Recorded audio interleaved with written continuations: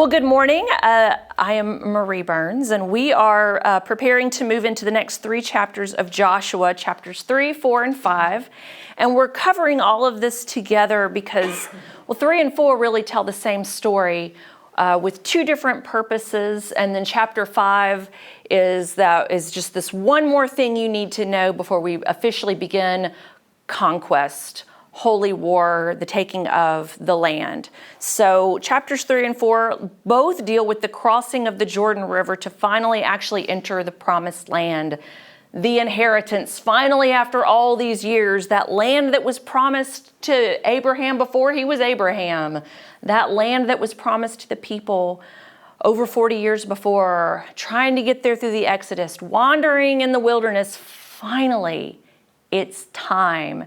It's time to cross over. And our author tells the story almost twice in a way. Chapter 3 and chapter 4, they have two different goals. Chapter 3 is more about the presence of God and his power and his provision. Chapter 4 is more about the remembrance of God's mighty acts.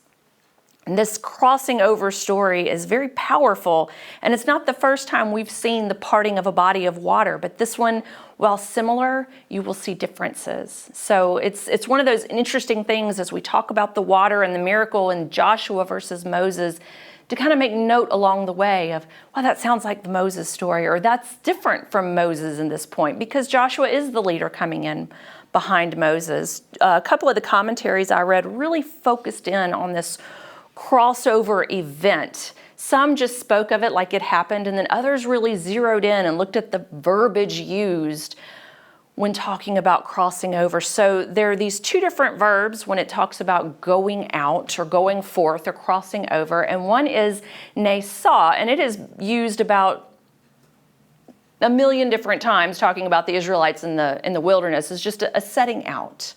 A moving onward. But when it comes time to cross the Jordan River, a different verb is used, and it's abar, which means to cross over or to pass over, and it is used 21 times. Hadn't been used before, and now chapters 3 through 5, it's used 21 times. And one of the commentators said this verb emphasizes the decisive nature of this moment in history of the Hebrew people, and distinguishes it from everything that had gone before. The word was never used to describe the passage through the waters of the Red Sea. It connotes something with tremendous epic significance. And another commentator, they just say it better than I do, said that this verb, abar, implies crossing over a boundary, whether physical, like a river valley, or political, like a nation's border, or moral, as to enter a covenant or transgress a commandment. While walking through the waters of the Red Sea was both an escape and a liberation, crossing over the Jordan meant entering a new kind of life in the promised land.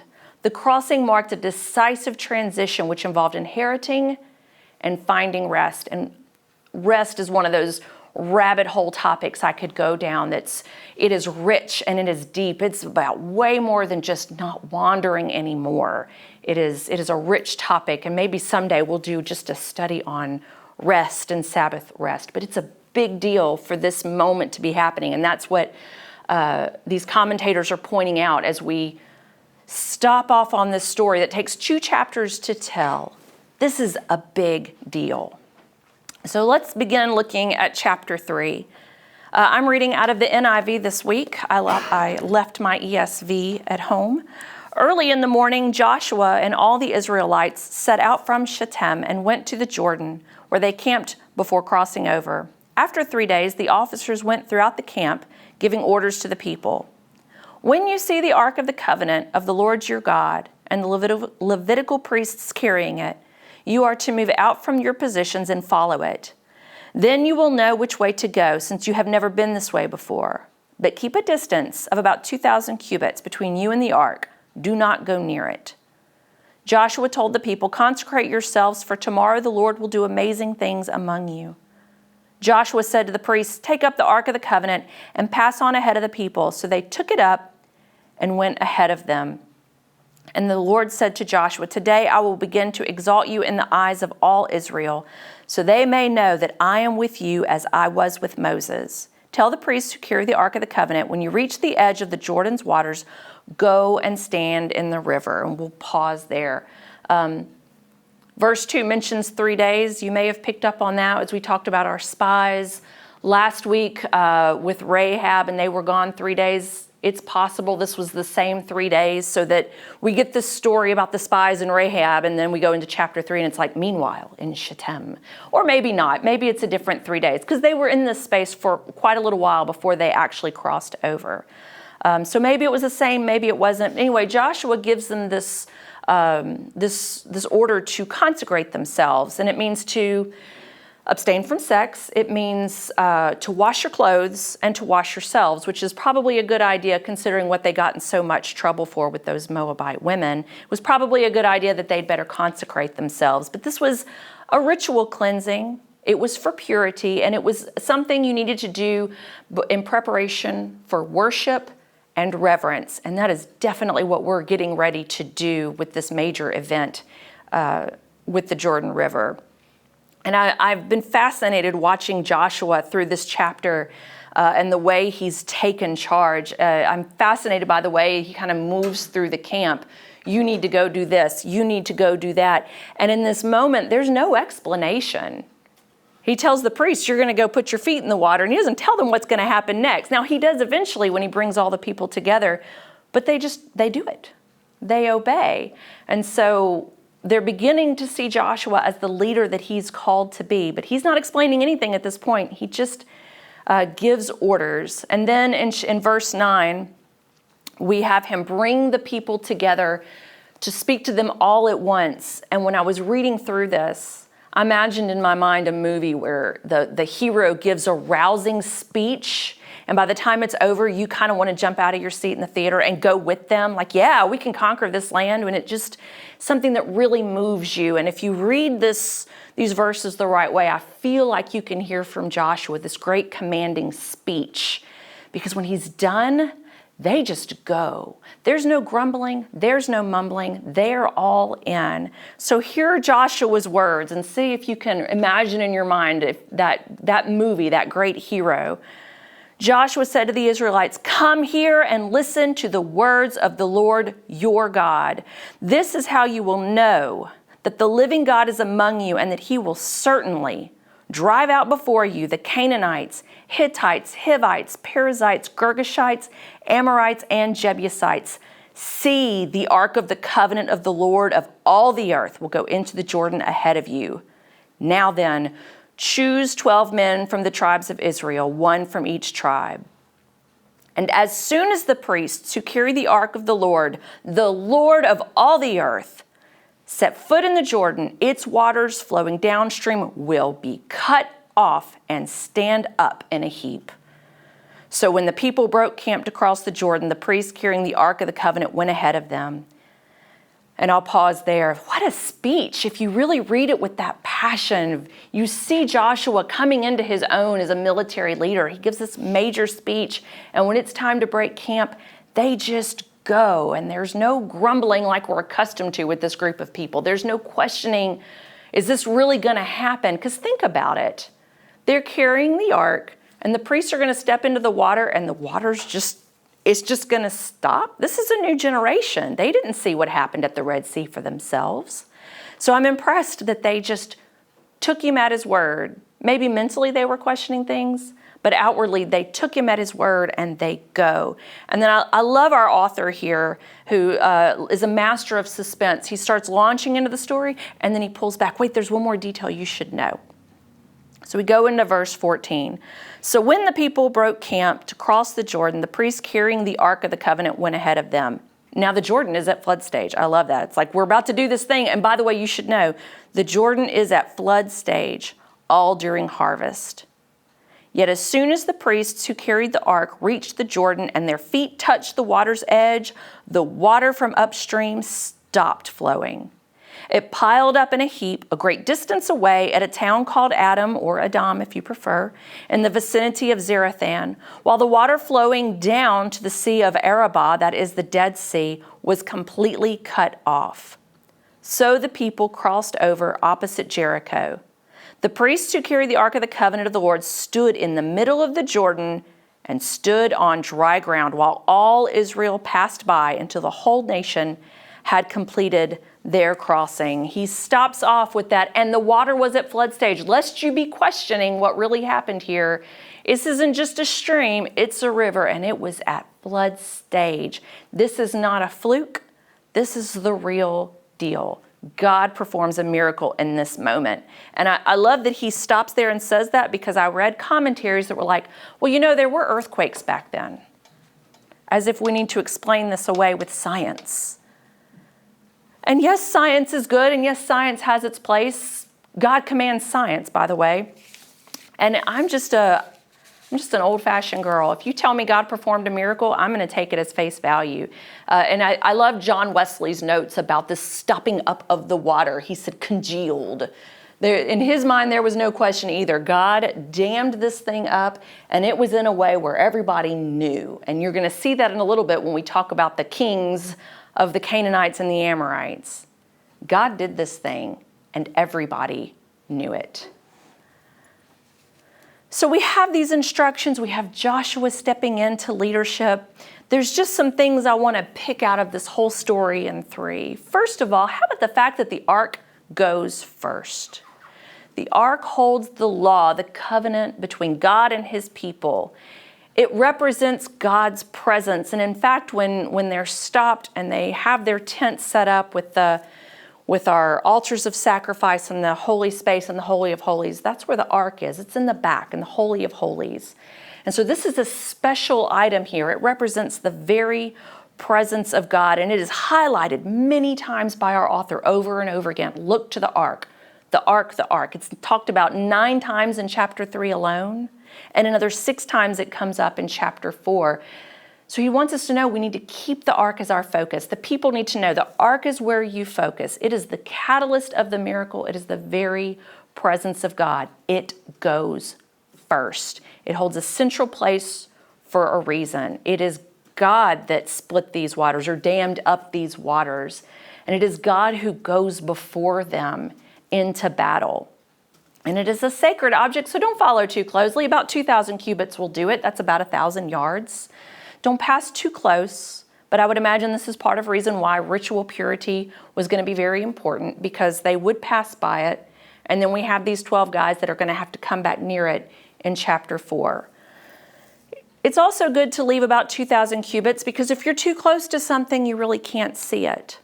So if you hang back, you can keep the ark in your line of sight, and you know where you're going because you've never been this way before, he says. So keep your eyes on the ark, or really keep your eyes on God. We are headed into this big thing. The significant thing is happening. Trust God. He will lead the way. And what a message for us today as we pass through all different times in our lives where sometimes things are difficult and sometimes things are not so difficult. But what a message to us today. Keep your eyes on God.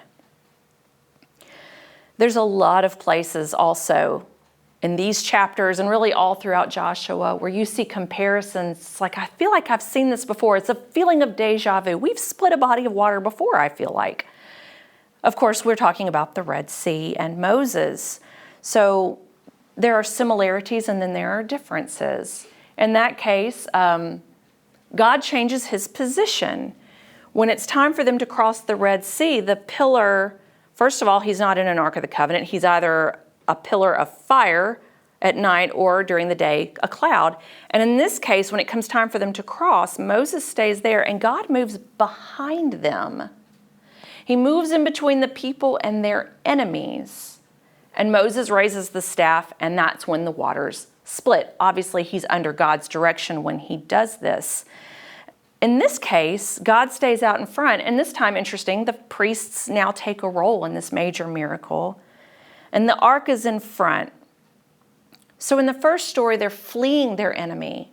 They're fleeing slavery.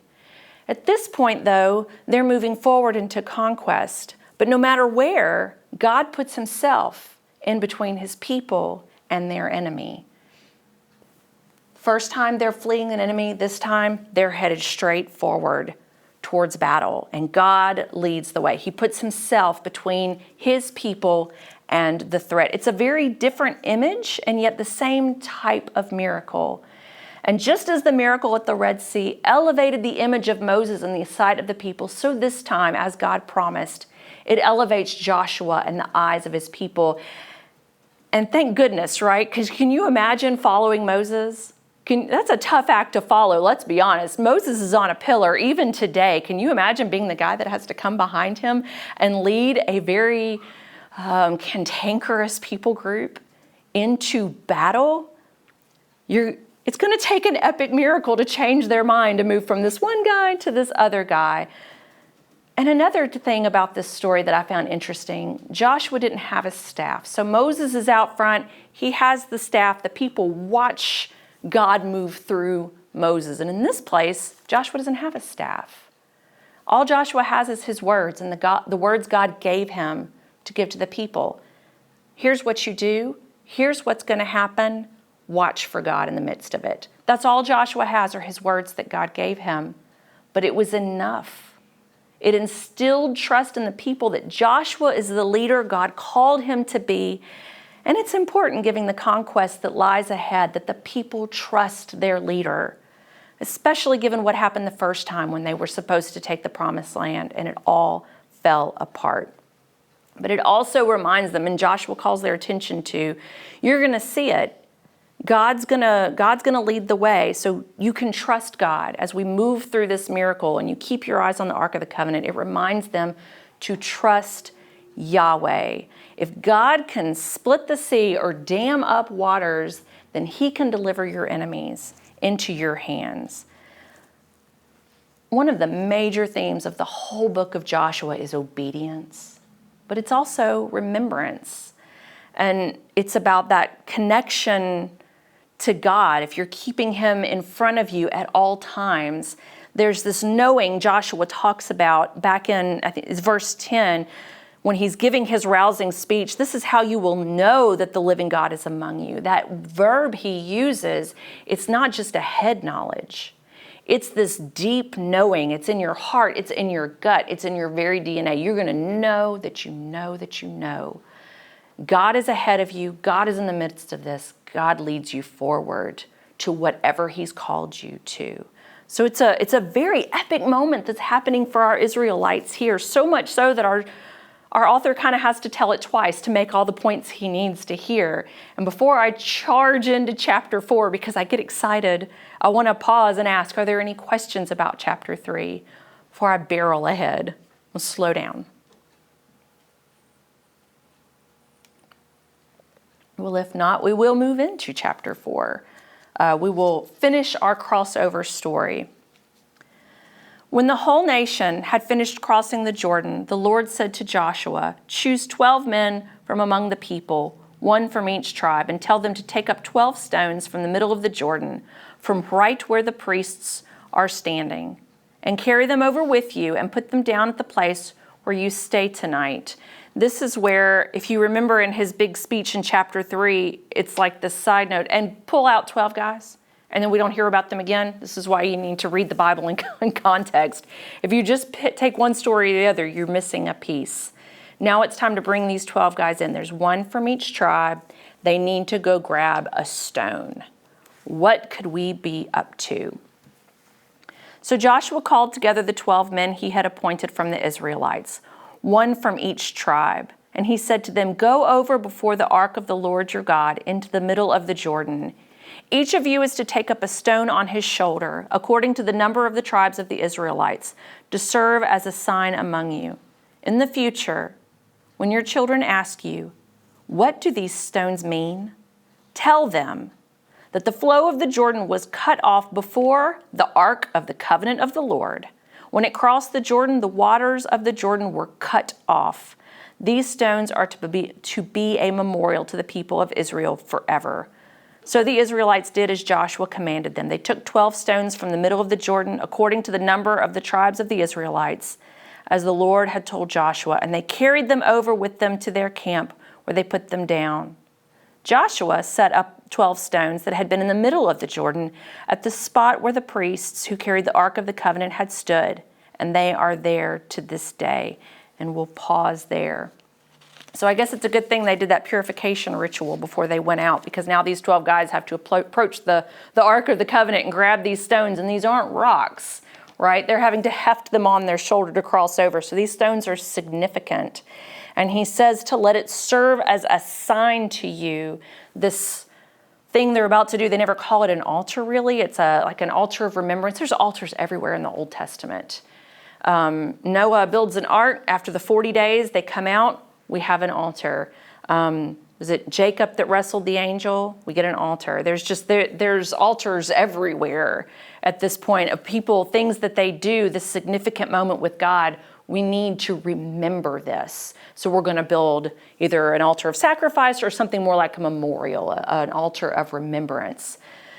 So this verb, this sign to you, can mean pledge, omen, miracle, or in this case, many commentators says it means memorial. But I would argue it means all of these things. Because of what we're going to get into chapter 5, there's a pledge here. There's an omen about what happens if you forget things about your history. There was most definitely a miracle that happened, and we definitely need to remember it. So this verb encompasses all of those things. And the purpose of this is so that their children will ask about it and you have a story to tell, that we don't actually build it until further down in the chapter. Joshua actually builds it, and then he tells them again, your children are going to ask, and this is what you say. The flow of the Jordan was cut off before the Ark of the Covenant of the Lord. When it crossed the Jordan, the waters of the Jordan was cut off. He says it twice. He tells it to them twice. We get this repetition. And we all know when there is repetition, our author's saying, I need you to get this point. In this case, remembrance is vital to what you need to know. It's vital to who you are. You must remember. Let's be honest, Yahweh does not split a body of water every day. Otherwise, we would just be walking around going, oh, there's another one. Dammed up water. God's moving something today. Somebody's crossing a body of water. It becomes commonplace if we see these major miracles every day. So when it happens, you need to mark the moment and remember it for the times where God's maybe a little bit quieter in how he moves. So much so that maybe you don't notice. You can remember how God moves. This is not just any other day. And remembrance is so important then, it's important now. We get this is Joshua. The very next book of the Bible is Judges, and I don't know if you've ever read it, but it's horrific what happens to the people of God. I'm going to read you out of Judges chapter 2, verses 10, 11, and 12. Just listen. After the whole generation, this is, by the way, right after Joshua had died. After that whole generation had been gathered to their ancestors, another generation grew up who knew neither the Lord nor what he had done for Israel. Then the Israelites did evil in the eyes of the Lord and served the Baals. They forsook the Lord, the God of their ancestors who had brought them out of Egypt. They followed and worshiped various gods of the peoples around them. I did this study called Gideon by Priscilla Shire, and she asks this question. I think you were there. How does a whole generation not know? Especially after all of this. Remember and tell your children. Remember what God did for you. Tell your children. Whose responsibility was it to tell this generation? How did they not know? Were they told and they just didn't care? Or did the people not do what God told them to do? This idea of remembrance, this is way deeper than just I remember last week when I went to that place and the food was great. This is a remembrance that transcends generations. It is a knowing of what happened to a whole people group. I love the Old Testament. Pastor Doug teases Becky and I almost daily about how much time we spend in the Old Testament, but I have come to accept this as my story. And the New Testament is too. If you don't spend your time remembering, history is doomed to repeat itself. And with God, he has a specific purpose behind everything he's saying, especially in these stories in Joshua. Go do things this way. I have a reason. Build an altar of remembrance. Don't forget. There's a reason for it. By the time we get to Judges, the people of God have completely spun out of control, and it's awful. So we must remember where we came from. We weren't at the cross of Jesus Christ. We don't remember it in terms of, I was there and I saw him on the hill. We know it because we have taken in the stories in the Bible and the stories from our parents and our grandparents of how God moved in their life and how you know that you know that you know God was moving in your life. And we take that into ourselves, and their story becomes our story, and it is incumbent upon us to share that with the next generation. And I think about what we do once a month, the first Sunday of every month, when we take the Lord's Supper, and it says, "Do this in remembrance of me." At some point, our kids are going to take communion with us, and they're going to ask us, why are we doing this? Why? Just like what Joshua was pointing out with their children, they're going to look at this monument and say, what's this about? They're going to take that bread and say, what is this about? And we have to be ready with the story of what happened, with the why behind the Lord's Supper, with the what happened in our lives that we came to know God for ourselves. We have to pass on the story, or we get an entire generation who doesn't know God, and the sins are horrific. We must remember where we came from. We must pass it on to the generation behind us. That is the point behind this monument, this memorial that he has them build at Gilgal. And we have one other little memorial that gets built right in the middle of the Jordan River. I love this one, right where the Ark of the Covenant stood, where God held back the waters. Joshua stops and with 12 stones builds one more little altar. And when the river is down below flood stage, when it's the dry season, those rocks are apparently visible. And it's a reminder every once in a while of where that ark stood on that fateful day, that they finally crossed into the land of rest. Another point about this memorial, this monument to God's power, is that each tribe needed to participate. There were 12 men. There was one from each tribe. And this is an important part of unity. As they are going to take this land and they get awarded their piece, they're going to spread out. So this is something they do together as a body, as a nation for God. They do this thing together to remember how powerful God is, how he did this incredible thing to honor the promise, to bring about the promise he made to them all those years ago. And we can look at this and see the unification of the people, which was so important for them to feel like one nation. So I'm going to ask a question, and it is rhetorical because I don't have the answer. And I want you to really chew on it and think about it. How do we remember today? God does amazing things in our lives. Some are very big and some are more quiet. But when it comes to those big things, do we build a monument? Do we build a memorial? Are there a pile of rocks in your backyard? Probably not. What do we do to remember those major events so that we can tell others? If you had to name 4 major places God moved in your life today, could you name 4? And this, I'm talking to myself, and it's a real legitimate question, but I want you to take time to think about it. How do we build altars to God today? Remembrance. Do we journal it? Do we build a pile of rocks? I have a walking 6-year-old memorial to something amazing God did in my life when I thought there was no way. But that's just one thing. I've got other ways that God has moved in fabulous ways in my life that were major. How do I remember those when the chips are down? Or, even bigger, when somebody else is going through something similar, how can I remember and then share that with them? I do think the pile of rocks in your living room would make a really good story point if somebody comes over. Hey, what's with the pile of rocks in the middle of your room? And you can say, let me tell you how God moved this time.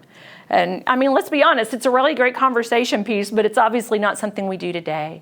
How can we build tangible memorials to the things God has done for us? Chew on that for a little while. I'll be curious to know what you come up with later. One other point I want to make in chapter 4, because it does kind of repeat itself with the monument. In verse 14, just skipping down, it says, "That day the Lord exalted Joshua in the sight of all Israel, and they stood in awe of him all the days of his life, just as they had stood in awe of Moses." God promised Joshua back in chapter 3, I'm going to use this. This is going to be a way to exalt you and put you into the role you're meant to be in, so that the people trusted you as they once did Moses. And that's exactly what happened. And all Joshua had to do was verbally say what God told him to say. I don't know how many times I know God was telling me to say something and I didn't do it.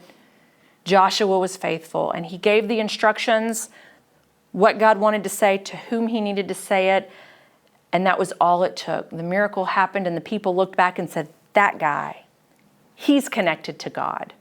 This guy, this Joshua, the man who constantly meditates on the law, as Becky told us as she was talking about Joshua, always mumbling the law, it's always on its lips. This guy, he's in conversation with God, and we can trust him. And because of that, we know we can trust God speaking through him as we go into battle to take this land for ourselves, as the inheritance. So from there, Joshua commands the priest, to bring the ark out of the water. The water returns to normal, and the people move up to Gilgal. And there Joshua actually takes those 12 stones of the tribes and officially erects this altar of remembrance, this memorial. And he delivers the speech again, instilling in them, you need to come back to this place and remember. And when your children ask you, this is what you need to say about how God moved into the waters with the Ark of the Covenant and the waters were dammed up. Tell your children. And he also lets them know that God will use this miracle to impart fear in their enemies. And the land will be theirs because God goes before them. That is the crossing of the Jordan. That is a major event. Are there any questions before we really shift gears in chapter 5?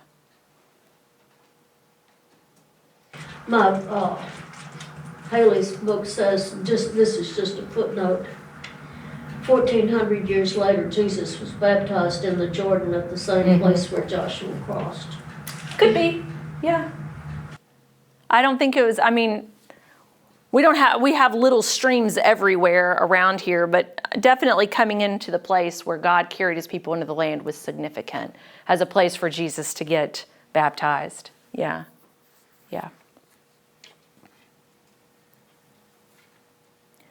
Well, right away at the very beginning of verse 5, we have in chapter 5 in verse 1, now when all the Amorite kings west of the Jordan and all the Canaanite kings along the coast heard how the Lord had dried up the Jordan before the Israelites until they had crossed over, their hearts what?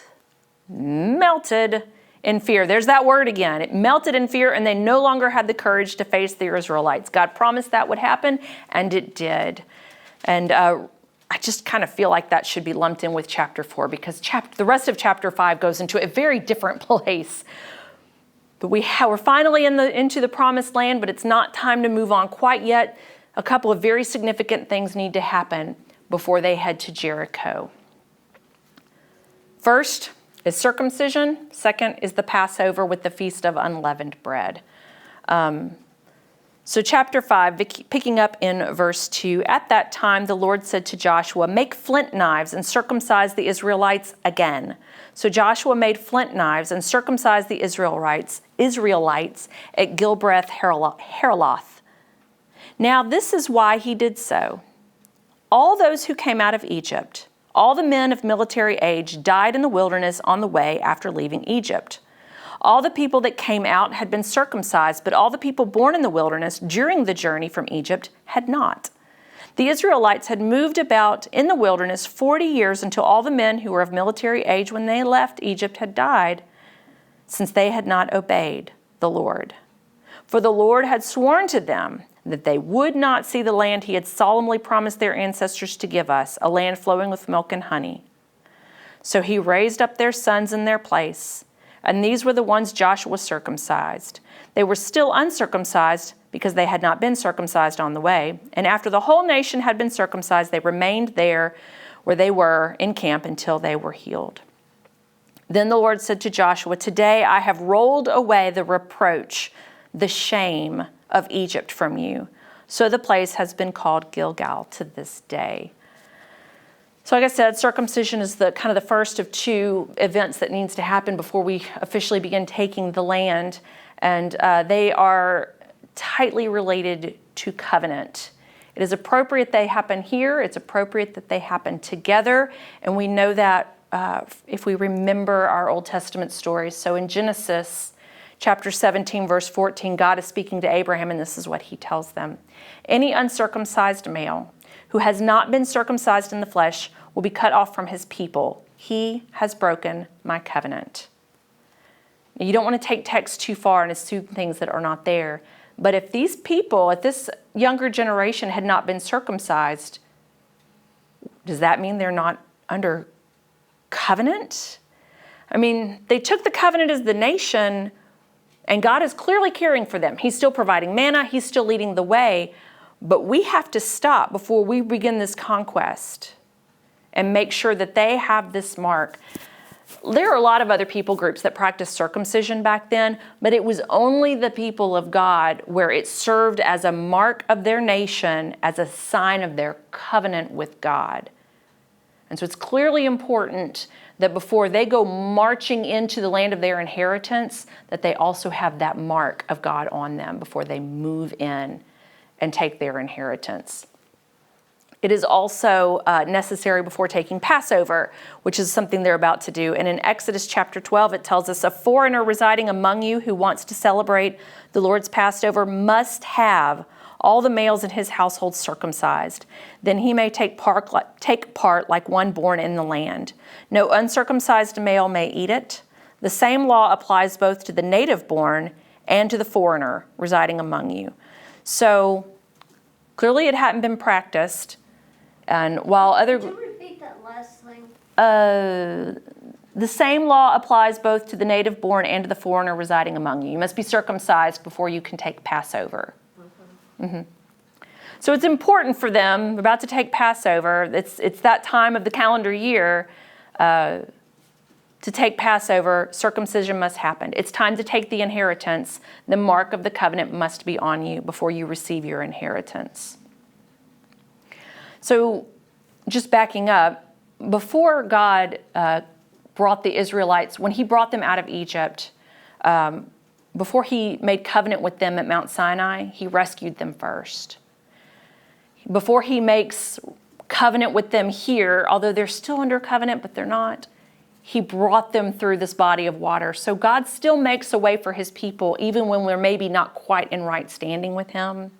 And I'd just like to make that little side note, because what a comfort that is to us today when we've been running around doing no good, that God doesn't just abandon us. He is still making a way for us.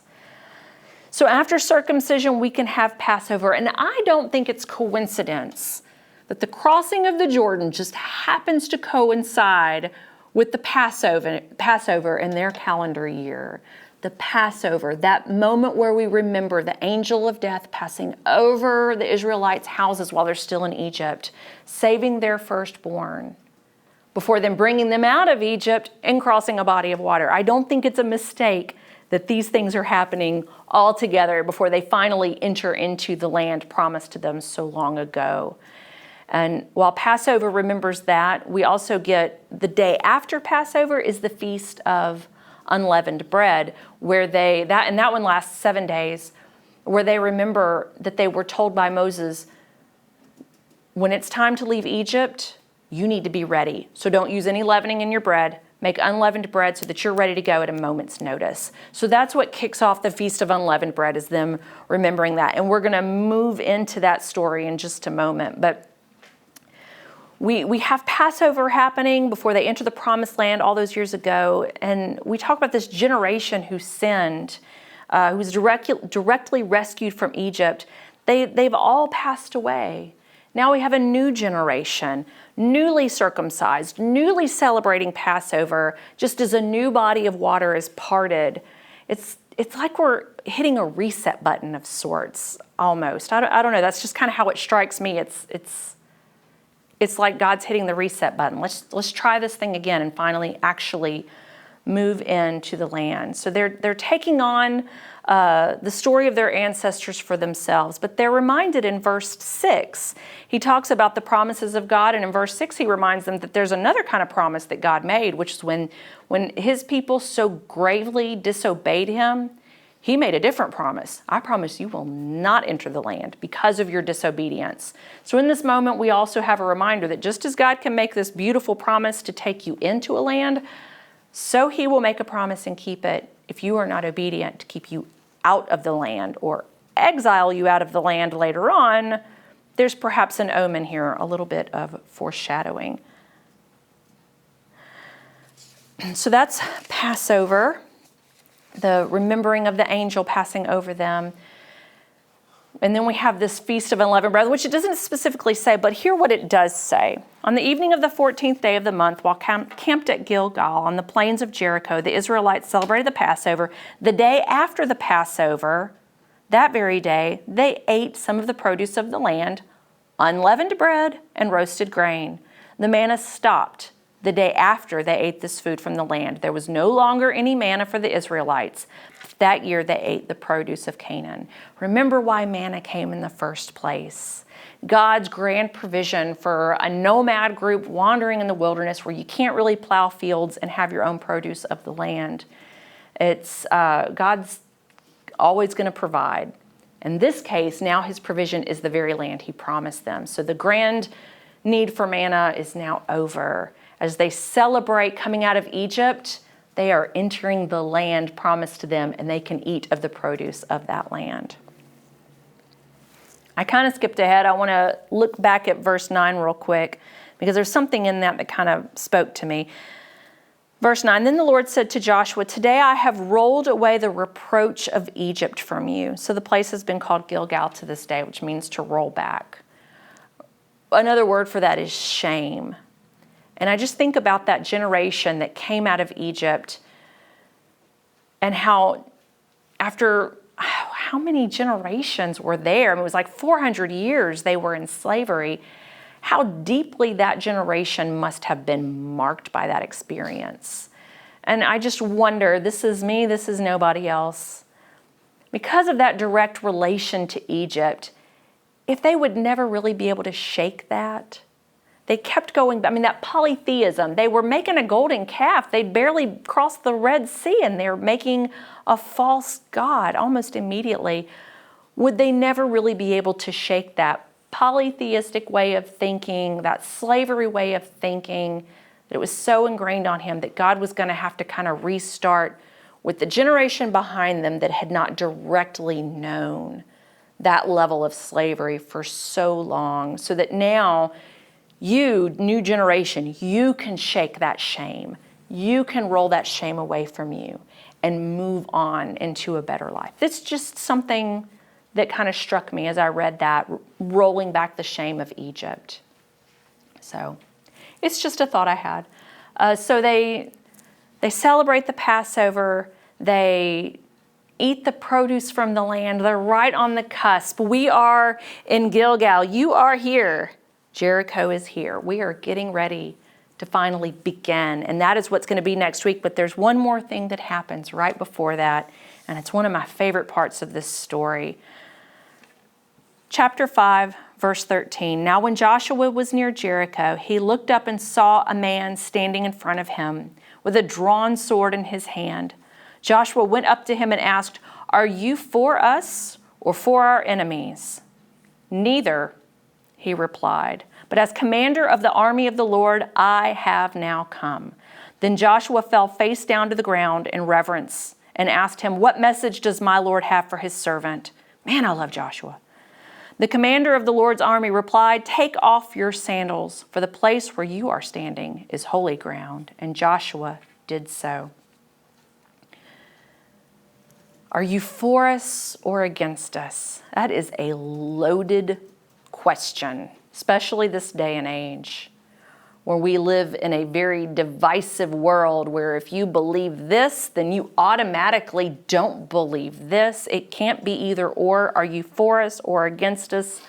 I love his reply, and we would do well to remember it today as we wonder whose side is God on.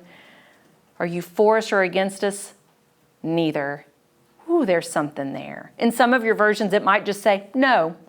His answer was no. Are you for us or are you for our enemies? No. I'm for God.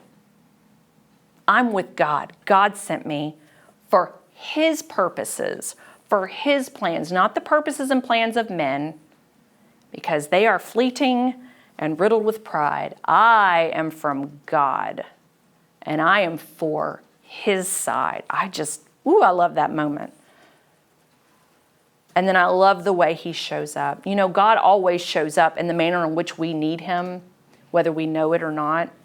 When God first showed up to Moses, he was in a burning bush. That'll get your attention, won't it? When you're living out your day-to-day life, just going through the motions, and there's a burning bush, and God's needing to talk to you, clearly that's the way he needs to get my attention some days, I think. That's what Moses needed. Joshua is preparing to lead an army. God sends a warrior with news from the great commander. I love the way God shows up in all these different ways. And in that, we hear this echo. Hear it one more time.